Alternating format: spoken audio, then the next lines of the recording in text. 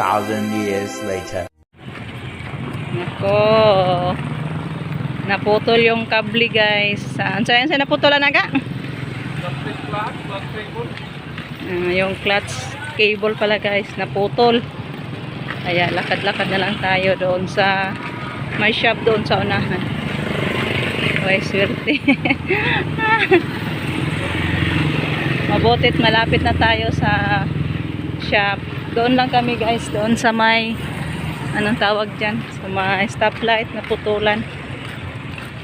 Medyo malapit-lapit na lang din tayo sa shop. Yung limonsito na dala natin.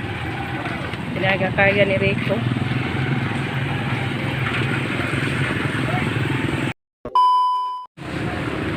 Balik kami sa bayan ngayon guys. Kasi gusto ko ipapasta yung sa gilid na naman sa pustiso ko guys. Kasi may bagong butas sa ngipon ko guys. Kaya dapat anuhin natin habang hindi pa malaki yung butas guys.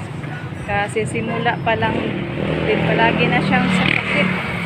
Kaya kailangan kong ipapasta ngayon. Dali-dali kaming kuha ng limonsito. Kaya maka ipuno guys, bayad. Sinimula na sa pagtanggal yung naputol ng kable ng motor natin guys. Para mapalitan ng bago. Tabok na dahil na siya.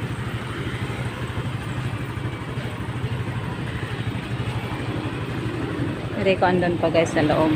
Bumili ng cable wire. Clutch cable.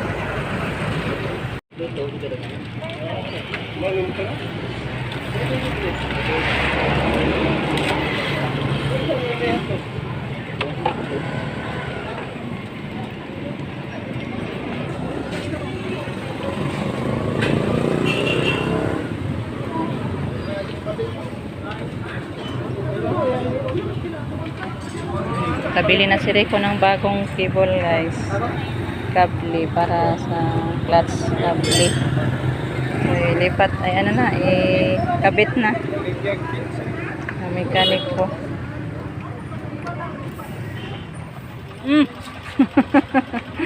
Napakog na.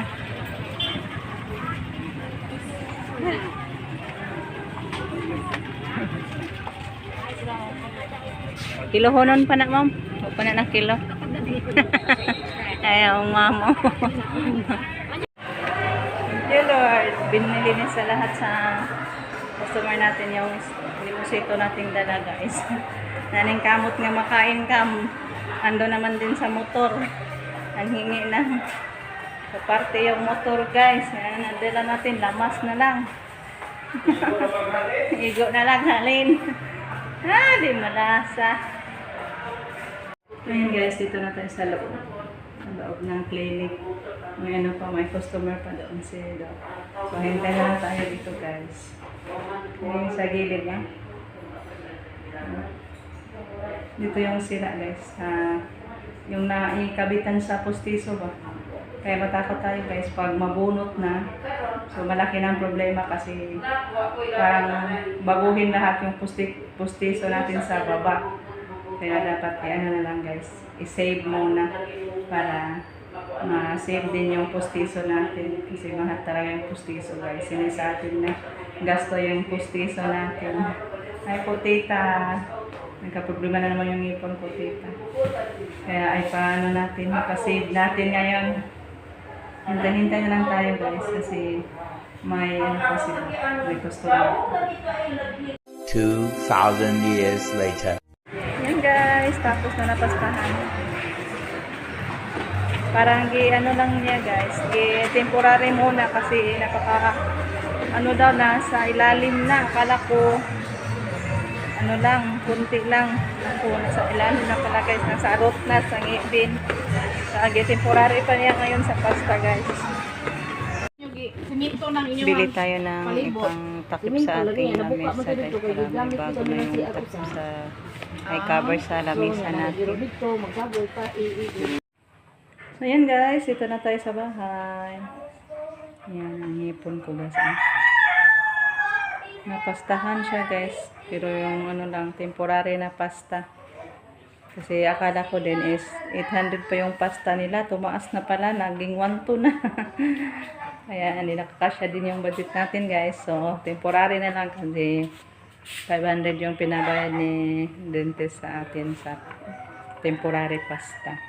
So, sabi niya is kung ingatan lang din daw natin to, tatagal pa man din to. Tagal ng matagal, pero pag ikakain daw to ng mga matitigas na pagkain, madali lang daw to masira yung temporary pasta guys. So ingatan na lang natin to para hindi na tayo makagasto-gasto pa guys.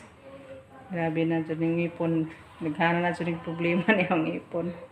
So hanggang dito na lang guys. See you on our next vlog. Ingat kayo palagi. Bye bye guys.